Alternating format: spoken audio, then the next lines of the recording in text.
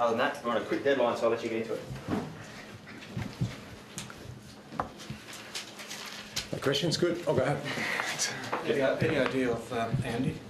No, nothing really at this stage that we can be definite about, but it's obviously a serious knee injury, and he'll be having scans tomorrow back in Adelaide, so probably later tomorrow we should have more information on the seriousness of the injury. Yeah, they jumped you a little bit early on, but after that, you were very impressive today. Yeah, they scored goals early in each quarter. Thankfully, after they got away to a better start each quarter, we were able to sort of knuckle down. 105 points is a really good win up here. I know we play a straight bat with good wins, but I'm so proud of our players today. You know, that's one of the youngest Crows teams that's ever played. I'm not sure if it's the youngest, but we had 9 players under 50 games experience today. We were down to 2 on the bench before half time. And in this heat, in the middle of playing a game here in Brisbane in the middle of August, in the middle of the day, is just baffling. But anyway, and an interchange cap, when they talk about player safety, and we have an interchange cap and a stinking hot day in Brisbane in the middle of August, and then we've got a 6-day break going into Richmond. To our players' credit, they really just knuckled down and had a really big win, which was something that I'm really proud of. Yeah, and a team effort. That was the most important thing. It wasn't individually. I mean, Tex kicked 6, I think. Yeah. But it was a team effort today, which I'm really proud of. So you're in the 8 now, and there'd be a lot of sides after today's performance thinking you would have sent a shiver through I guess the 8. But can you cope with the loss of Lynch if he's out for a while? I guess you got Podsy, but the injuries that you've had? Yeah, I think we've got really good depth. Our state league team won well yesterday. We've still got plenty of experience, guys like Brent Riley, Ben Rutten, Jason Porplesia, who have got tons of experience, who didn't play today. Also, Scott Thompson and Podsy Adley will go really close to playing next week. Sam Shaw played well in the SANFL yesterday. If we lose Otten, so we can cover the losses of today. I'd prefer not to get those injuries, of course, but outside of probably Van Berlo and Kyle Hartigan, we're pretty good with injuries now. We had most of our injuries in the front half of the season, and we're mostly getting them back now. Sam Kerridge played yesterday in the state league, so yeah, we're starting to get guys back, which is good. So how do you feel, Brenton? Obviously came back on, but did hobble off in the last year. Is managing the knee problem there? Yeah, I'm disappointed for that, because he just can't get through a game, the poor bugger. He gets banged up. We sent him back on the ground and told him just to play wing and forward, and he still found a way to get himself into a contested situation. But you understand that's the player that he is, and I'm trying to change it. But even when we were 90 points up, he's still driving through the contest, taking players with him left, right and centre. But once again, I'm guessing most of the focus in Adelaide this week will be about Dangerfield's ability to overcome injuries and try and get up. So it's a really important game for us next week, as they all are this time of the year. But Richmond at home, we're playing a really hot team next week whose form is as good as anyone in the competitions.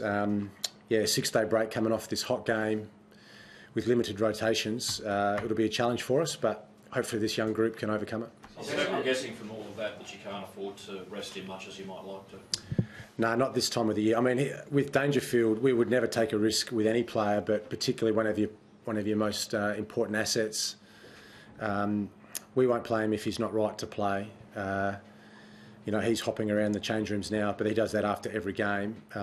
He recovers really quick. He does everything right. He sleeps in a nice bed. He does everything possibly he can to prepare himself to play well each week. And fingers crossed he gets up, because we'll need him next week. Well, when you saw Otten go down, well, first Lynch, then Otten, two double-pronged question. What were you thinking then for the rest of your season?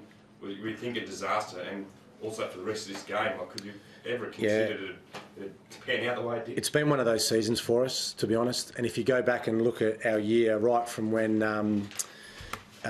we started this year, we've had so many challenges this group's had to overcome. thankfully our boys, our effort cannot be questioned. From round one this year till now, our effort has just been 100% every match that we play. Execution-wise, that's been the issue. We haven't been able to replicate our best form often enough. And injuries, and as you said, again today, 2 players stretch it off.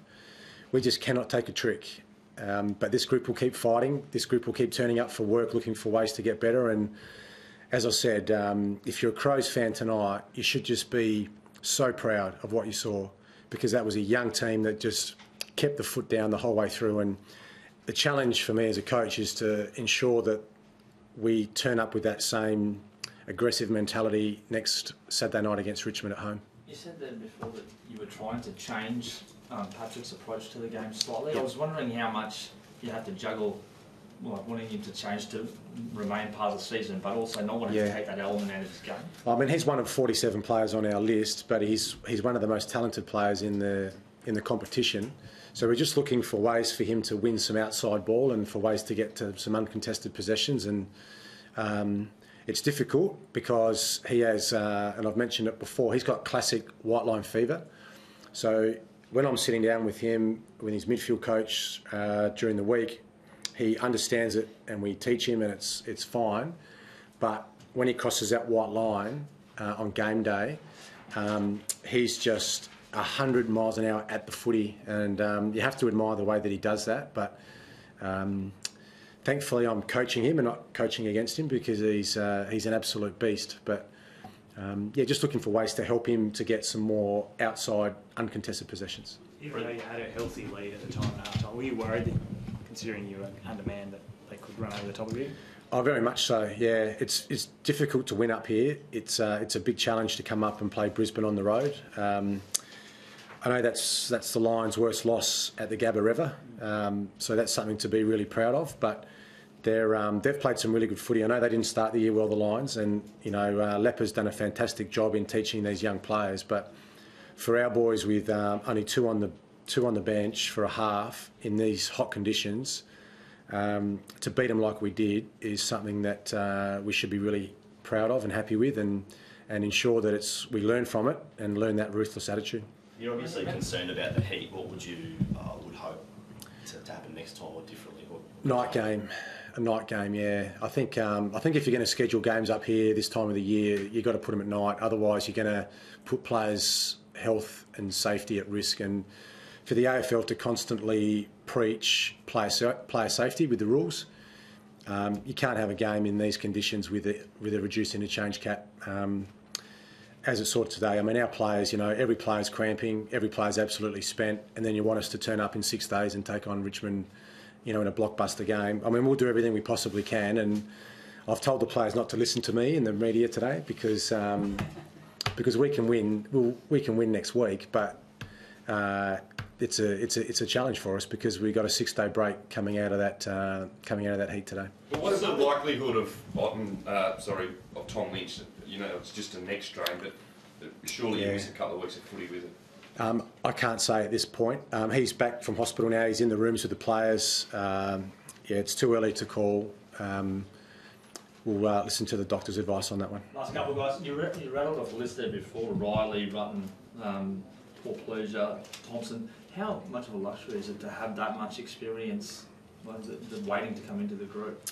Yeah, it's good to have depth in your squad, and we always prepare a squad of players each season, and some of those guys have been a little bit in and out of form at different times, and obviously Thompson and Podsiadly were injured, so we couldn't select them this week. But I've said it a lot in this press conference, but what you saw today is a really great effort from a group of young men who were just so hungry to win today, and that's been there all year, but the execution part hasn't been.